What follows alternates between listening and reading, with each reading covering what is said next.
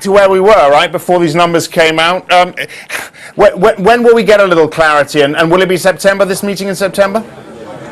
Yeah, I think a lot of things will start to crystallise, in September, both in the US and the Eurozone. I mean, we don't have the FOMC to the 17th, 18th, but I think by then, we will certainly have a lot of clarity on where we are in the whole tapering debate. Market's absolutely convinced we're going to see about a 20% reduction in the run rate of QE in the September meeting. And then, of course, over in the Eurozone, you've got German federal elections, and that's thought to be a catalyst for all kinds of negotiations between Berlin and countries such as Greece in terms of debt bailouts. So September is set to be quite a busy month for markets. To what extent is this Fed chair succession playing into the markets now?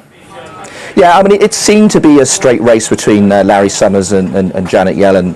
It's interesting to note that bookmakers have a very different view about where this is going from the street. So, for instance, I mean, I was quoting Paddy Power this morning. They're saying that Larry Summers is an absolute shoo, and he's very well connected to Obama. They get on well, and he's there. I think they're offering odds of 1 to 2, whereas the street is saying, well, Janet Yellen, she offers continuity of policy. She knows central banking. She's been around the Fed for 20 years, and in a transitional phase for monetary policy in the US, she's absolutely the right person, and she's the 2-to-1 favourite. So we'll have to see. I mean, I actually would prefer to see Janet Yellen in there, and also she's a massive dove, so might help to allay some fears of premature tightening of policy over in the US.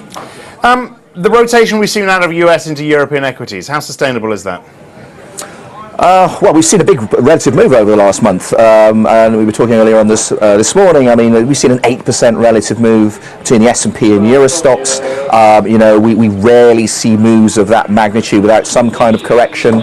It certainly seems that because there are tapering fears still in the US, and because the economic momentum still seems to be positive from the Eurozone, that we might see a little bit more, though, as I said, ultimately, there's going to be a lot going on in the Eurozone. September, October, we've got budgets, we've got the asset quality review of the banking system, which will kick off in the fourth quarter.